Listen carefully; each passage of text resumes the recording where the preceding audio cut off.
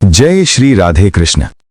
प्रिय भक्तों, इस दिव्य वाणी को आरंभ करने से पहले आइए कुछ पल प्रभु के चरणों में अपने मन को स्थिर करें। हे द्वारिकाधीश, जो भी ये वाणी सुन रहा है उसके जीवन में शांति, धैर्य और सही दिशा का प्रकाश सदा बना रहे। उसके दुख कम हो, उसका विश्वास बढ़े और उसका हृदय प्रेम से भर जाए।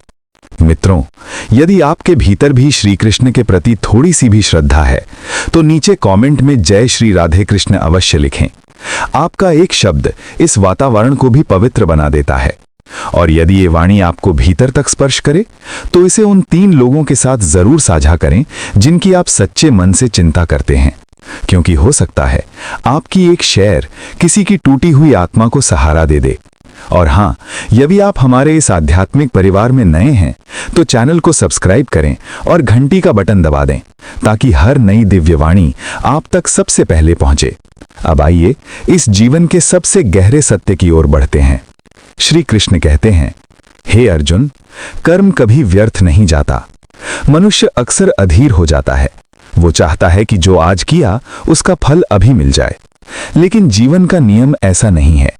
जैसे बीज डालते ही फल नहीं मिल जाता, वैसे ही कर्मों को भी समय चाहिए। समय जो परीक्षा भी है और न्याय भी। कई बार तुम सोचते हो, मैंने तो किसी का बुरा नहीं किया, फिर मेरे साथ ऐसा क्यों?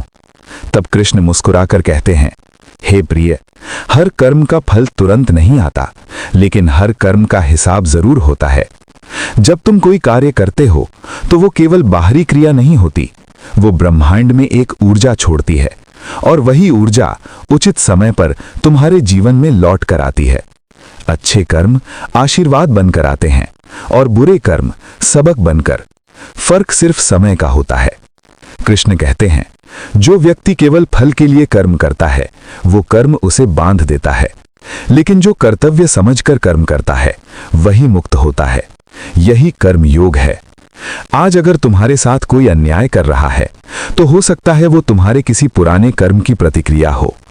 और आज यदि तुम किसी के लिए अच्छा कर रहे हो तो समझ लो तुम अपना भविष्य संवार रहे हो। ये जीवन एक दर्पण है, जैसा दोगे वैसा ही लौटेगा। कभी कभी तुम्हें लगता है कि ईश्वर चुप है, लेकिन सच ये है कि वो हर आंसू गिन रहा है, हर त्याग दर्ज कर रहा है। उसकी चुप्पी तुम्हारे धैर्य की परीक्षा है। जब सब रास्ते बंद लगें, जब मन थक जाए और तुम भीतर से कहो, हे प्रभु, अब मुझसे और नहीं हो रहा, तब कृष्ण भीतर से उत्तर देते हैं, हे प्रिय, ये अंतिम नहीं है, ये तैयारी है। कृष्ण कर्म को केवल कार्य नहीं मानते, वे भावना देखते हैं। एक रोटी अगर प्रेम से दी जाए तो वो महायज्ञ बन जाती है। एक छोटा सा सत्य अगर निडर होकर बोला जाए तो वो जीवन बदल देता है। और एक गलत कर्म चाहे कितना ही छुप कर किया जाए वो आत्मा पर बोझ बन जाता है। श्री कृष्ण कहते हैं, जब तुम फल की चिंता छोड़ देते हो तभी मैं तुम्हारे मार्ग की चिंता करता हूं। तुम्हें लगता है कि तुम अकेले हो, लेकिन सत्य ये है कि जब तुम धर्म के लिए खड़े होते हो तो पूरा ब्रह्मांड चुपचाप तुम्हारे पक्ष में काम करता है। ये मत सोचो कि तुम्हारा कर्म छोटा है। भगवान कर्म का आकार नहीं, भावना देखते हैं। कभी किसी का अपमान न करना, ये भी एक महान कर्म है। कभी किसी टूटे इंसान को संभाल लेना, ये भी पूजा है। और अंत में बस इतना याद रखना, ईश्वर के घर में देरी हो सकती है, लेकिन अन्याय नहीं।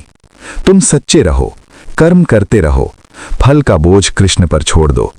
जो तुम्हारा है वो तुम्हें मिलकर रहेगा, और जो नहीं है वो कितना भी पास दिखे कभी टिकेगा नहीं। मित्रों, यदि ये वाणी आपके हृदय तक पहुंची हो तो वीडियो को लाइक करें, शेयर करें और कमेंट में जय श्री राधे कृष्ण जरूर लिखें। भगवान श्री कृष्ण आपके जीवन को शांति, प्रेम और शक्ति से भर दें। मुस्कुराते रहिए और धर्म के पथ पर चलते